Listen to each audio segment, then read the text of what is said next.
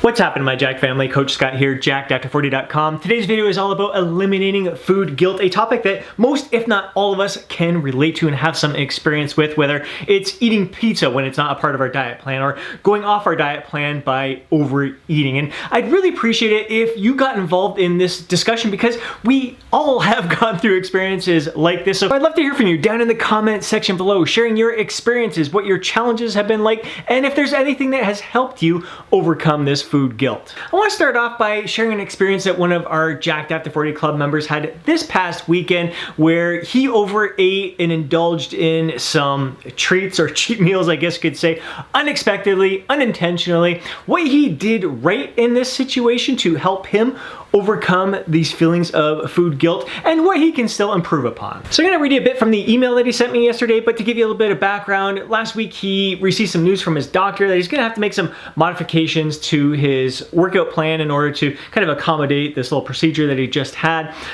So we were able to work around that, and actually at the time of discussing it with him, we really looked at it as an opportunity to add more variety to his training program, specifically the type of cardio that he was doing, which is in the long run it's going to be a lot more beneficial to him. He's going to won't get any kind of overuse type injuries, and it's going to challenge his body in different ways. So we were really exploring the positives that could come from that opportunity. But as the week went on, the news was kind of weighing on him, and then Friday night he found himself eating an entire bag of chips and salsa. And the next day there was an event that was just spur of the moment that he ended up going to, and he ate like a pig and drank like a pig. And he mentioned that he ended up not tracking his food for the weekend, and he didn't step on the scale either. But then he went on to say that I'm working on improving my mindset currently, and when I got home last night, I was going through my phone in my weight loss journal from 2017 for inspiration and telling myself that if I was able to heal and lose 102 pounds, 102 freaking pounds,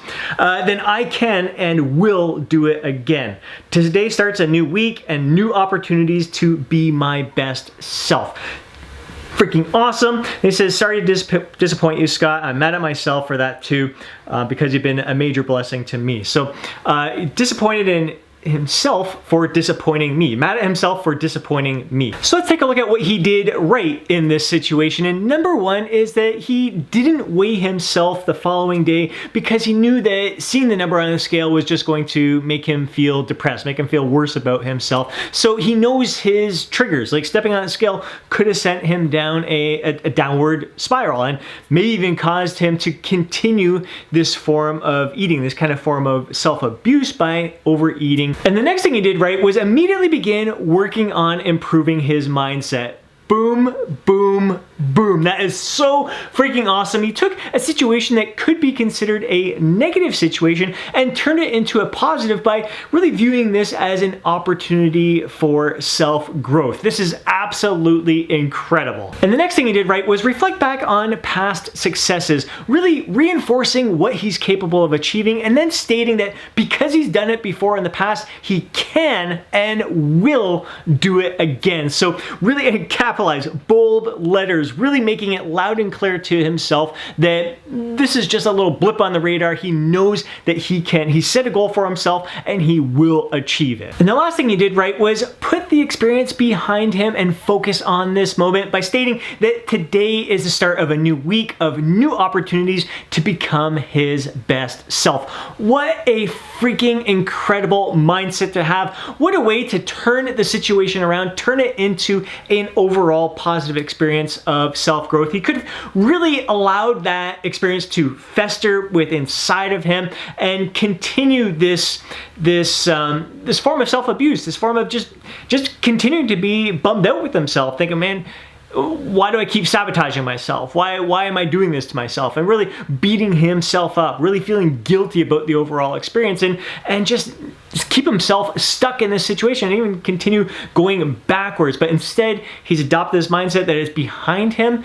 Today's a new day. Let's get the ball rolling again and get some momentum rolling in the positive direction. So now let's take a look at what he can improve upon from this experience. And number one is thinking that he disappointed me from this experience, and that couldn't couldn't be further from the truth. When I read his email, I felt nothing but pride in how he handled the situation. Yeah, sure, he ate chips on the Friday night that weren't a part of the plan. And yeah, sure, he overindulged on the Saturday night. But in the big picture, it's minute. It really isn't going to have all that much of an impact on his overall success. And when I did look, so he didn't step on the scale the day afterwards. He did step on the scale the day after that, and he's only up a few pounds. It didn't have that much of a negative impact on his transformation overall. He can easily overcome that little bit of weight gain that he experienced there. I think his worry is that he's going through the Chisel Body Challenge right now in the Jacked After 40 Club, which is only a 30-day challenge. I think he was really kind of setting himself up for having a perfect streak of really nailing his caloric intake each and every day and making consistent progress all the way through. And that just doesn't happen. Very rarely does that ever happen. When I went through my 4-week mini cut last January, after 2 weeks, it's like almost exact same timing as his situation there. I was at an event. My intention for that event was to just eat to feel satisfied, so not overindulge or anything like that. But sure enough, there was food there. I was like, oh my goodness, I haven't had this stuff in ages, and it's not that I couldn't control myself, it's certainly that I didn't want to deprive myself from that food in there. And yes, I did overeat because there was such an abundance of it all. I wanted to try all these different things. So I was in a caloric surplus that day, ate more than I had intended to eat that day. But if you followed my 4-week mini cut last year, I still got freaking shredded, got down to 7.4% body fat for the 3D body fat scan there that I went through. So I was still able to achieve my goal in spite of that little blip in the radar. So I felt nothing but pride from that experience. So for him to think that I would be disappointed from seeing that, not at all, especially when you learn from that experience. If you learn from any situation where you think you did something wrong, you went off plan, whatever, that's victorious. Like that's a huge victory that can be celebrated. And you really got to look for all these mini victories that you can celebrate each and every day. It's not about being perfect. It's about learning and growing through the process. And part of learning from this experience is thinking about how you can handle this situation better if it happens again in the future, because chances are it's going to happen again. And all that really comes down to how you're going to handle the emotional stress of the situation. I think he really did do a lot of incredible things. He acknowledged the situation. He acknowledged his feelings, that it had him down in the dumps. And he talked with friends. He shared it within the Jacked After 40 Club, what the situation was, how he was feeling. So I think really being able to talk with friends and express how you're feeling about the situation, really not being afraid to cry it out, man. If it's really bothering you, shed some freaking tears, mourn for what has happened there, the bit of a disappointment. It's okay to mourn it. Yeah, it's not, things aren't going the way you were expecting them to go, but once you mourn it, you give yourself that time to acknowledge those feelings and feel a little bit down in the dumps for having those feelings, then you got to let it go and move on. So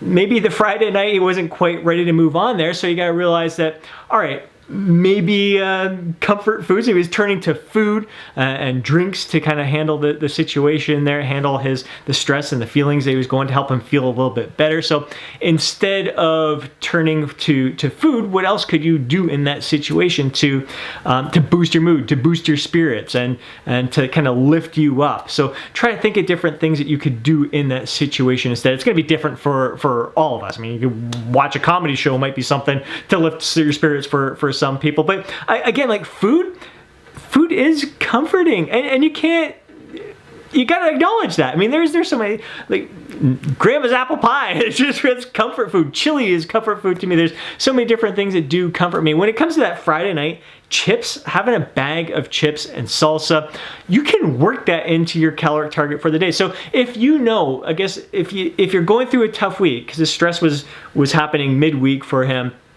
By Friday night, if you're still kind of feeling that stress, you may realize, you know what, I'm gonna need some comfort food tonight. Let me make some room in my caloric target for the day where I can include that bag of chips there, because I know it is going to, it may help me deal with this, manage this, just get it out of my system for right now, and then I'll get back on track tomorrow. So you kind of allow yourself to have those chips. And that's the big thing, is that there should be no forbidden foods in your diet. There's no bad foods, there's no forbidden foods.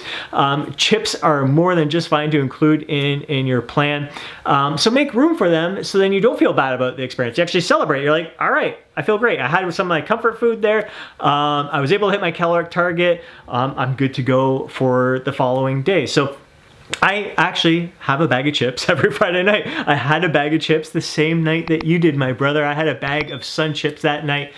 So you and I, we were the same that night. It's all good in the hood. Difference, you're trying to get lean right now. I'm at maintenance calories. If I was cutting right now, I'd probably only have half the bag, and maybe have half the bag the following night there. So that could have been something. You could have stopped yourself halfway through.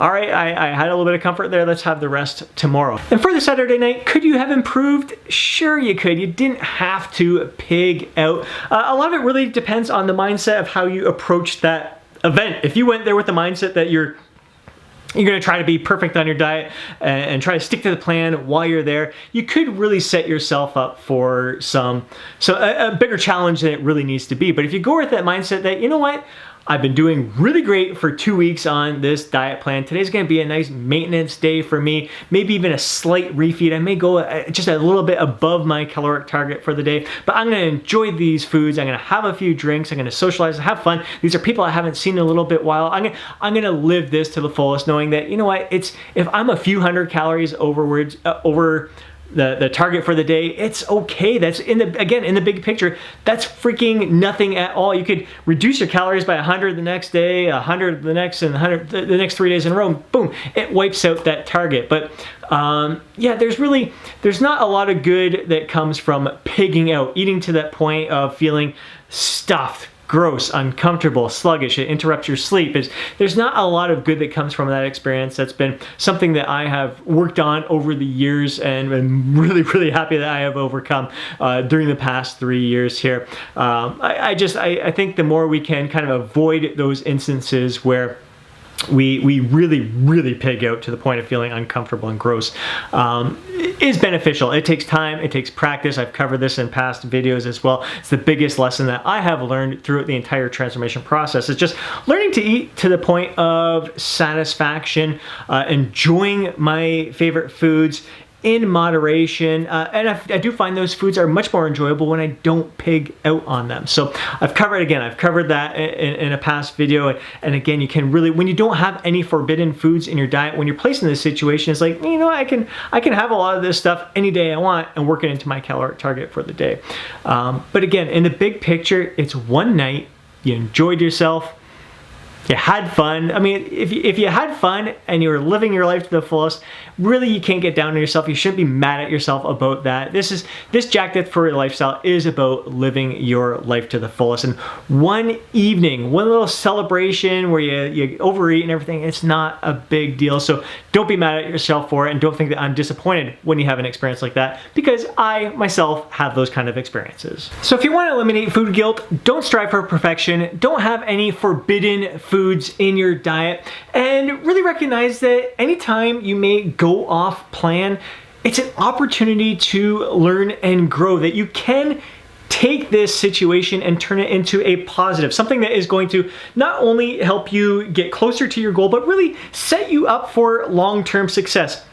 What this Jacked Death to 480 Club member did and gained from this experience is definitely going to set him up for success in the future over the long term, because he's got a plan in place now. He's already thought about how he's going to overcome this challenge, what he can improve upon the next time this happens. And if you learn from the experience, pat yourself on the back and celebrate it as a victory. Don't look at the situation as, oh man, this weekend set me back. Look at it as, I learned from this weekend, it's going to move me forward. So celebrate it, look at the positive, and move forward. Now I love love to hear from you. Drop your comment down below sharing your personal experiences with food guilt, what you have found has helped you overcome food guilt. If any of these tips or kind of sharing this Jacked After 40 Club members experience has helped you in any way, shape, or form, I'd love to hear from you down in the comment section below. If you loved this video, please hit that thumbs up button. I'd really appreciate it. If you know a fellow bro who would benefit from watching today's video, do me a favor and share it with them.